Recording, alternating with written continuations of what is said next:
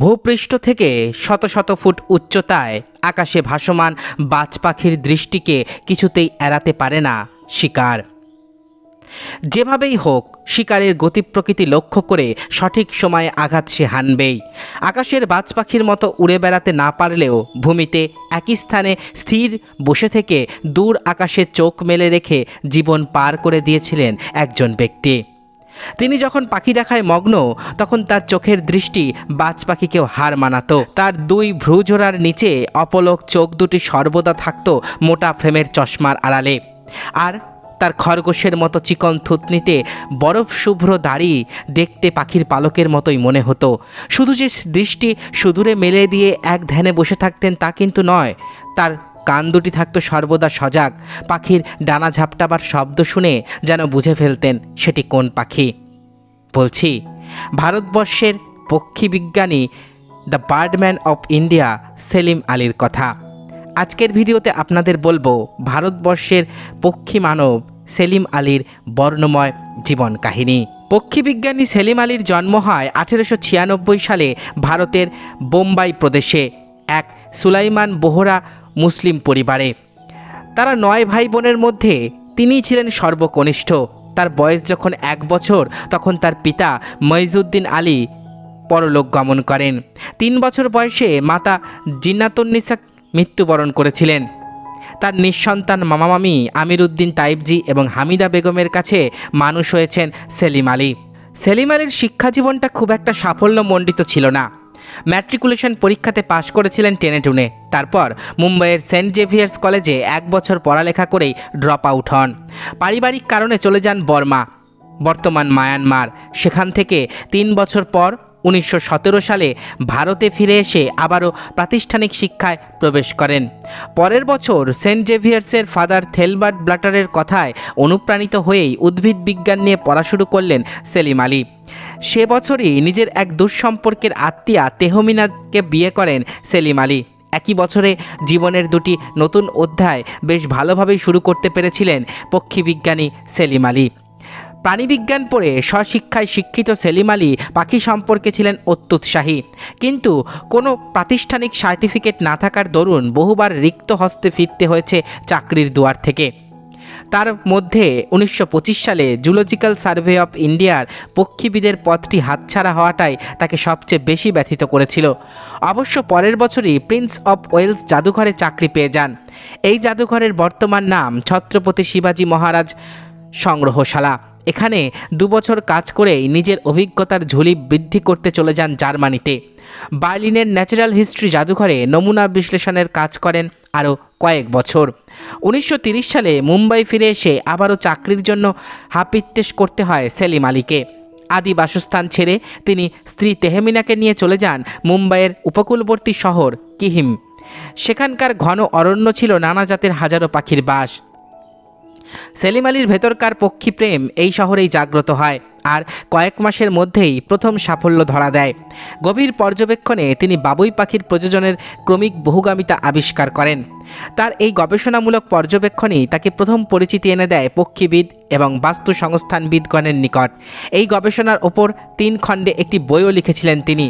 প্রাথমিক খ্যাতির কল্যাণে ভারতের বিভিন্ন অঞ্চলের ব্রিটিশ গভর্নরদের কাছ থেকে সেলিম আলীর কাছে পাখি দেখার এবং গবেষণা করার আমন্ত্রণ আসতে শুরু করল। সেসব আমন্ত্রণ দুহাতে গ্রহণ করলেন তিনি। পুরো 30-এর দশক হায়দ্রাবাদ থেকে শুরু করে কোচিন, ট্রাভাঙ্কোর, গোয়ালিয়র, ইন্দোর এবং ভোপালে পাখি পর্যবেক্ষণ করে কাটিয়ে দেন সেলিম আলী। এসব স্থানে তার থাকার খরচ এবং অন্যান্য সকল আনুষঙ্গিক খরচ তিনি নিমন্ত্রণকারীর পক্ষ থেকেই পেতেন।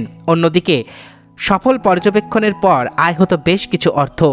1929 সালে the study of Indian birds নামক একটি চমৎকার গবেষণামূলক গ্রন্থ রচনা করেন বিশিষ্ট পক্ষীবিদ রিচার্ড হুইসলার। তার এই গ্রন্থটি তখনও পর্যন্ত পক্ষীবিজ্ঞানের সেরা গবেষণা গ্রন্থ বলে অভিহিত করা হতো, কিন্তু সেলিম আলীর বার্ডস অফ ইন্ডিয়া প্রকাশের পর হুইসলারের নিজে সেটিকে শ্রেষ্ঠ বলে ঘোষণা করে দেন। শুধু তাই নয়, সেলিম আলীর কাজকে অতুলনীয় বলে অভিহিত করেন রিচার্ড হুইসলার। পরবর্তীতে সেলিম আর রিচার্ডের মধ্যে ভালো বন্ধুত্বও গড়ে ওঠে। উভয়ে আফগানিস্তান ভ্রমণ করেন পাখি দেখার জন্য। শুধু পক্ষী বিজ্ঞানেই নয়, সেলিম আলীর অবদান রয়েছে পরিবেশ রক্ষাতেও। বোম্বে ন্যাচারাল হিস্ট্রি সোসাইটি নামক একটি পরিবেশ রক্ষাকারী সংগঠন 50-এর দশকে প্রায় বন্ধ হয়ে যাবার উপক্রম হয়। সেলিম আলী এই সংগঠনের জন্য কলম ধরেন এবং তৎকালীন ভারতীয় প্রধানমন্ত্রী নেহেরুজির কাছে একটি পত্র লেখেন। সেলিম আলীর চিঠিতে নেহেরু সাড়া দেন এবং সংগঠনটিকে পুনরুজ্জীবিত করার দায়িত্ব নেন। পরে এই সংগঠনের অনারারি সেক্রেটারি হিসেবে বেশ কয়েক বছর দায়িত্ব পালন করেন সেলিম আলী। এই সময়ে তিনি ভারতের বিভিন্ন অঞ্চলে নিজের পাখি পর্যবেক্ষণের পাশাপাশি পক্ষী বিজ্ঞান নিয়ে সভা সেমিনারে বক্তৃতা দিতেন। তার একনিষ্ঠ প্রচেষ্টায় ইন্ডিয়ান কাউন্সিল অন এগ্রিকালচারাল রিসার্চে একটি শক্তিশালী পক্ষী বিজ্ঞানী ইউনিট সংযোজিত হয়। তাছাড়া অতিথি এবং দেশীয় পাখিদের জন্য ভারতে একাধিক পাখি অভয়ারণ্য প্রতিষ্ঠার পেছনে সেলিম আলীর অবদান অপরিসীম। Handbook of the birds of India and Pakistan ছাড়াও সেলিম আলীর আরও বেশ কিছু জনপ্রিয় এবং পক্ষী বিজ্ঞানের জন্য গুরুত্বপূর্ণ লেখা ও কাজ রয়েছে। বোম্বে ন্যাচারাল হিস্ট্রি সোসাইটির মাসিক জার্নালে তার অনেক গবেষণা খণ্ডে খণ্ডে প্রকাশিত হয়েছে। তার একটি column stopping by the woods on a Sunday morning ইউরোপের প্রায় অধিকাংশ দেশের নামকরা পত্রিকাগুলোতে ছাপা হয়েছিল। পাখিদের নিয়ে সচেতনতামূলক সেই লেখাটি পরে ভারতের প্রতিটি জাতীয় সংবাদপত্রেই অনুবাদ করে ছাপানো হয়। তার the book of Indian birds ভারতে এবং ইংল্যান্ডে হয়েছিল বেস্ট সেলার। তার জীবনের শেষ লেখা ছিল তার আত্মজীবনী। 1985 সালে প্রকাশিত the fall of a sparrow এই শিরোনামে নিজের আত্মজীবনী লিপিবদ্ধ করেছেন সেলিম আলী।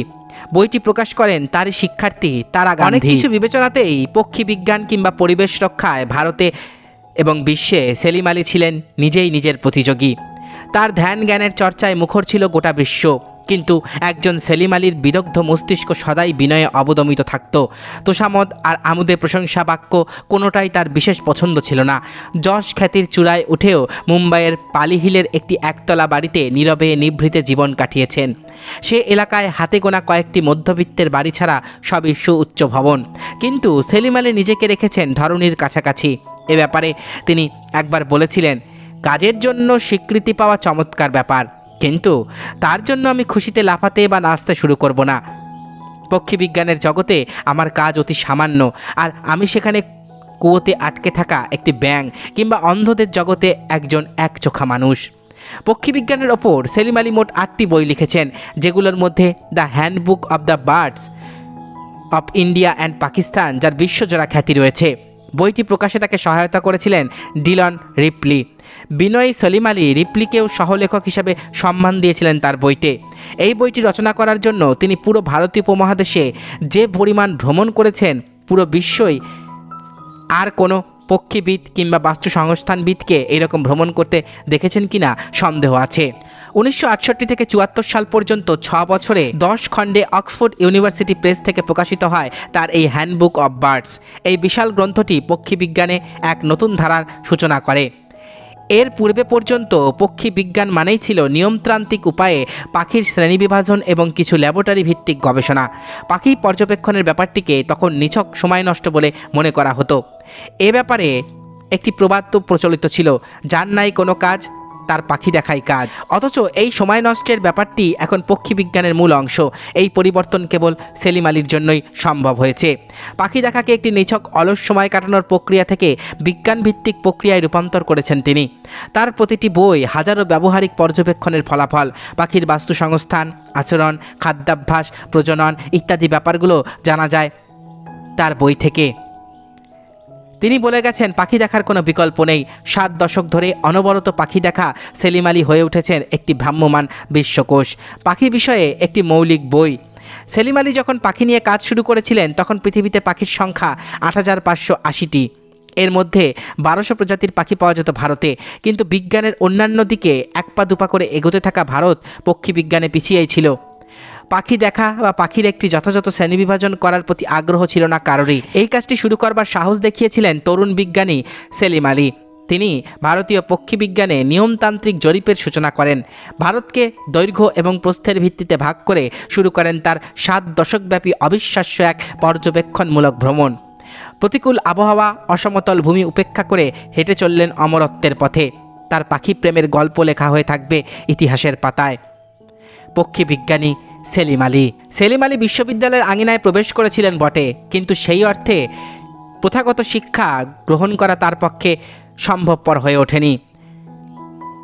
জার্মানিতে গিয়েই তার জীবনের মোড় ঘুরে যায়। পক্ষীবিদ হিসাবে নিজের সুদীর্ঘ কর্মজীবনে পদ্মভূষণ থেকে শুরু করে শার্ক পুরস্কার, নেদারল্যান্ডের প্রিন্স বার্নার্ড পুরস্কার সহ অসংখ্য বিশ্ববিদ্যালয় থেকে সম্মানজনক ডক্টরেট লাভ করেন তিনি। পাখি নিয়ে কাজ করে তিনি তার জীবনে যত পুরস্কার লাভ করেছেন সেগুলোতে প্রাপ্ত মোট অর্থ $10 লক্ষ বেশি। খ্যাতি আর বৃত্তের সাথে নিজের কাজের প্রতি পরিপূর্ণ সন্তুষ্টি নিয়েই 1987 সালের 20 জুন শেষ নিঃশ্বাস ত্যাগ করেন দ্য বার্ডম্যান অফ ইন্ডিয়া পক্ষী বিজ্ঞানী সেলিম আলী। পক্ষী বিজ্ঞানের ইতিহাসে তিনি অমর হয়ে থাকবেন ভারতে এবং সমগ্র বিশ্বে। এতক্ষণ আপনারা শুনলেন the birdman of India Salim আলীর বর্ণময় জীবন কাহিনী। আশা করি ভিডিওটি আপনাদের ভালো লেগেছে।